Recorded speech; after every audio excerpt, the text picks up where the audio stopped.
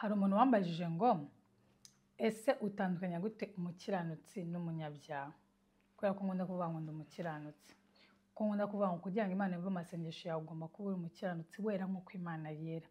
Uyu munsi tugiye kurebera hamwe itandukaniro ry'umuntu uzarimbuka n'umuntu uzajya mu ijuru. And trust me, ushaka kuvuga ikintu utari wumva mu buzima bwawe.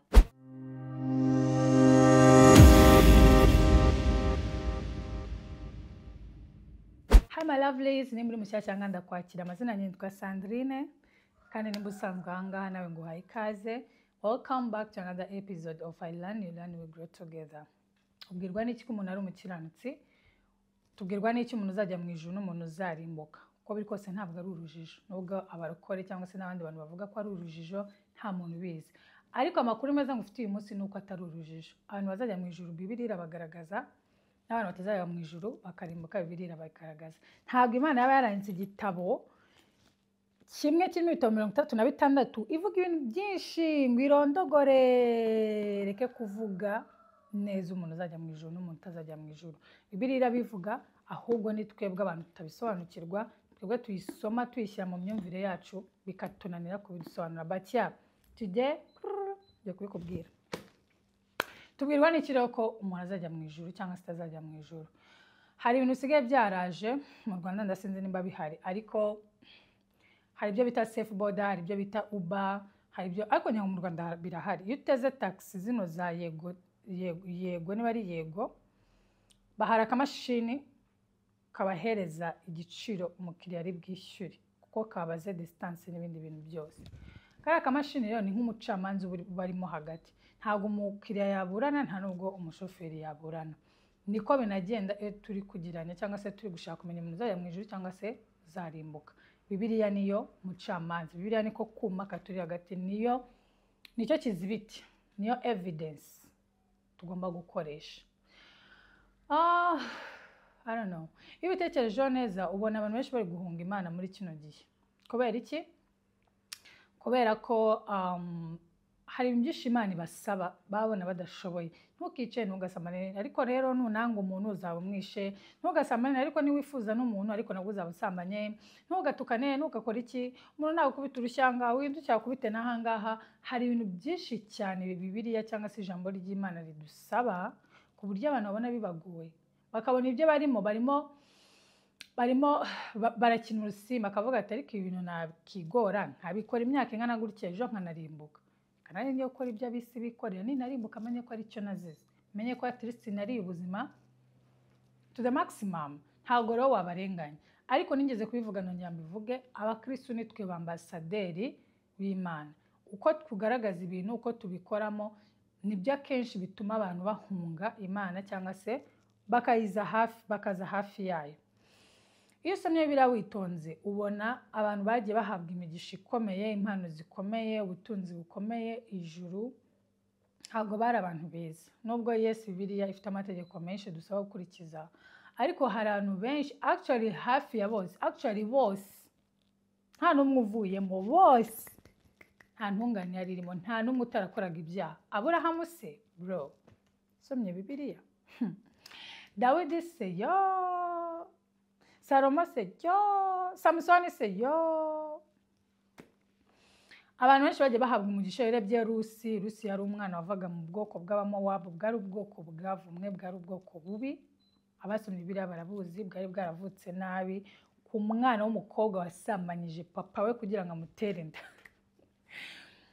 Hari video nakoze mvuga ukuntu ngo Bibiliya ari cyo gitabo cyane nasomye kurusha ibindi. Abantu baranuka ngo gute ngo uvuga ngo Bibiliya kandi ari Bibiliya yera, ariko Bibiliya ibamo ibintu bitangaje. Umugore Dawidi yibye agakoreraho icyaha gikomeye, niwe wabyaye Salomo, ariwe mwana wagize umugisha kurusha abandi bose. Yakobo umugisha yarawibye. Man, nta muntu ngiye n'ungane nyambona. Na Paulo wejo bundi yavuze ati ngerageza gukora ibyiza ariko ibibi nibyo bintanga imbere. Bivuze ngo igihe cyose yisanga akora ibibi gusa, igihe cyose yisanga akora ibibi gusa. Abantu ahubwo bagaragara muri Bibiliya bageragezaga gukora neza, bagerageza gukora nk'uko amategeko avuga, bageragezaga kuba intungane bakagera naho bambara amategeko mu gatuza. Abantu murabazi, abantu bari intungane babaga bazwi ku cyaro mu gihugu ko ari intungane, ko ari abantu bagenda mu murongo ukomeye. Yesu arababwira ati mw'abafarisayo mwandyarya mwe, mwoza inyuma y'igikombe n'imbere handuye. Niyo mpamvu Nikodemu yagiye kureba Yesu yihisha bumba ameze nk'icyugu kigenda nijoro. Kubera iki? Ntabwo yashaka ko abantu bamenya ko yagiye kureba Yesu. Kandi uyu munsi birebye niko abarokore b'iyi minsi bameze. Barashaka kugaragaza ko ari abantu bera, n'abantu batungana, n'abantu bafite imirimo myiza, nta kindi kintu bashaka kugaragaza.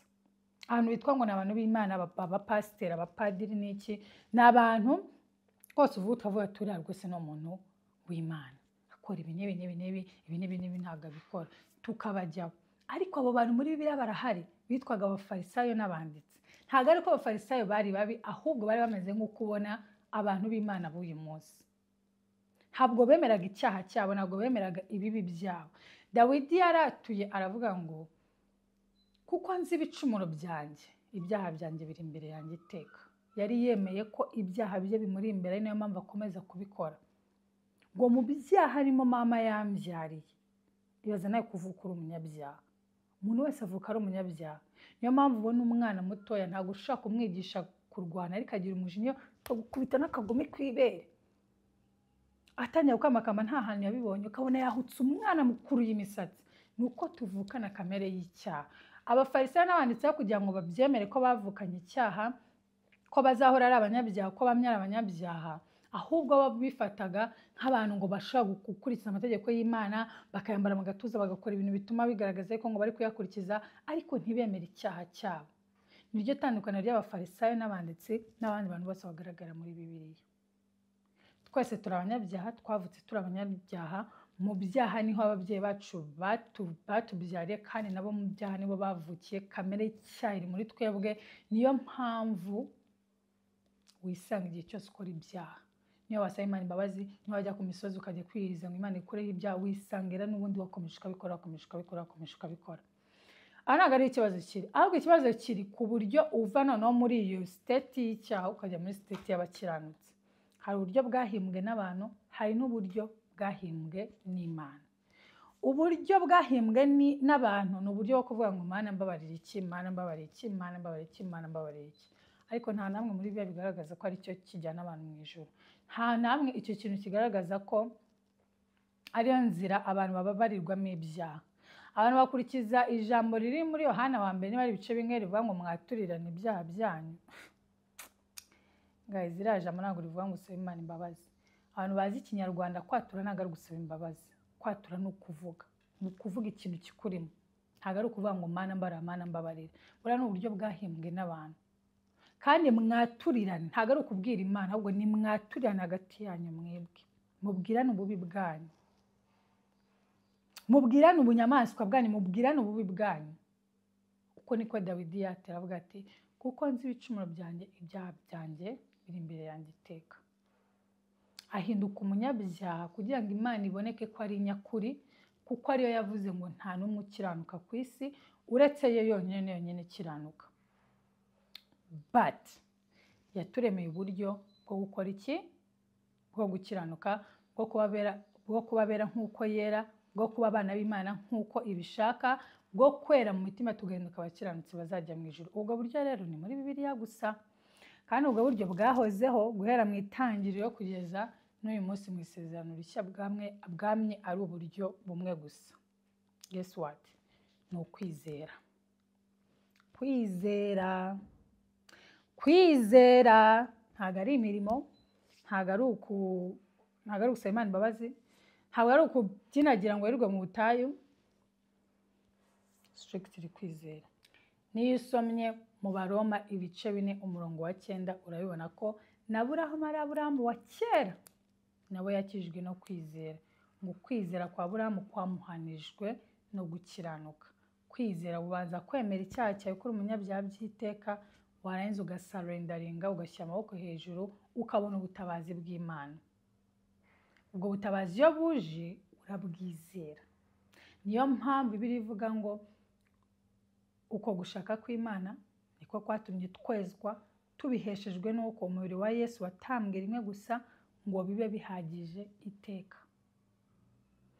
kuko ni ugushaka kw'Imana, ni umurimo w'Imana, ni akazi yikoreye, iragapanga iranagasoza. Ngo kwatumye twezwa, ntabwo twezwa buri munsi, ahubwo twarejejwe. Ni akazi karangiye, ntabwo ari igikorwa kihora kiba buri munsi, ahubwo ni akazi karangiye. Ko gushaka kw'Imana niko kwatumye twezwa, tubiheshejwe n'uko twarabihawe, ntabwo twabikoreye, tubiheshejwe n'uko umubiri wa Yesu watambwe rimwe gusa ngo bibe bihagije iteka. Full stop. Abefeso ibice 2:8 haravuga ngo mwakijwe kubw'ubuntu, si kubw'imirimo yanyu. Amasomo. Abefeso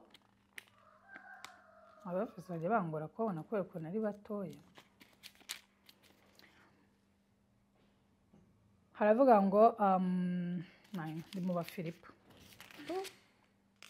Mwakijwe n'ubuntu kubwo kwizera, ntibyavuye kuri mwe ahubwo n'impano y'Imana.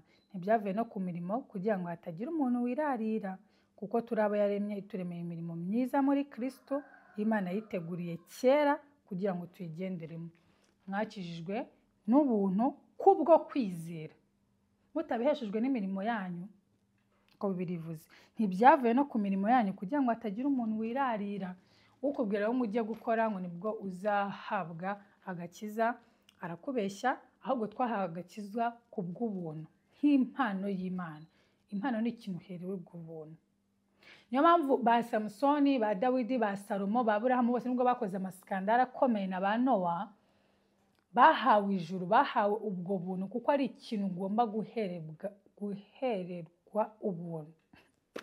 Oh my God, Kinyarwanda. Something is supposed to be given for free. Nimba unkunze, nimba nk'umu boyfriend wanjye nkunze akampa imodoka, ntabwo yemeye ko hari ikindi kintu nitega ko ndi bumuhereze. Ni ikintu aba mpaye kubw'ubuntu. Ndagitwara nkajya kukenjuringa, niyo twatandukana, niyo twashwana ntabwo aza ngo akinyambure.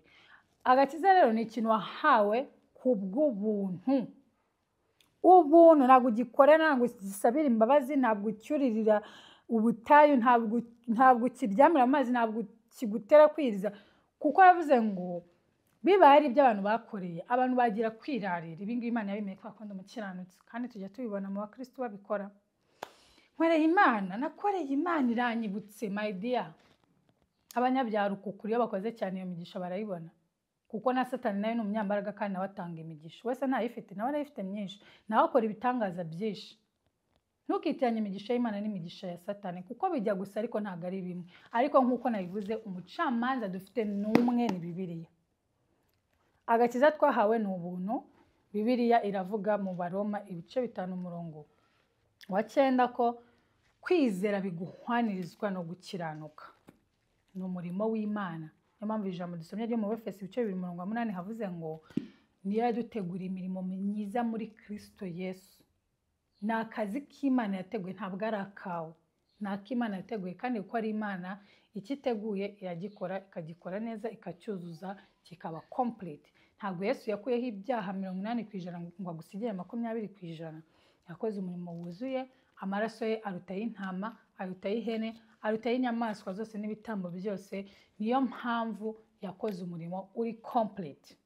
Abaheburayo ibice 10:17 baravuga ngo ubwo ibyo bibabariwe ntihakiriho gutamba ibitambo ukundi, kandi ibyaha byabo n'ubugome bwabo sinzabyibuka ukundi.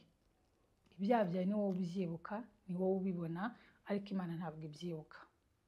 Niyo mpamvu Bibiliya ivuga ngo hahirwa abababarirwa ibicumuro byabo, ibyaha byabo bigatwikirwa.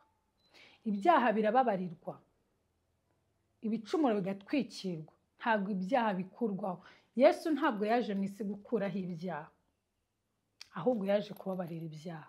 Icyo kintu umunsi wacyumvisha ukagisobanukirwa, nibwo uzamenya yuko kuba umukiranutsi biheshwa no kwizera, bidaheshwa n'imirimo yawe cyangwa se no kuba wakurikije amategeko no kuba utakoze ibyaha.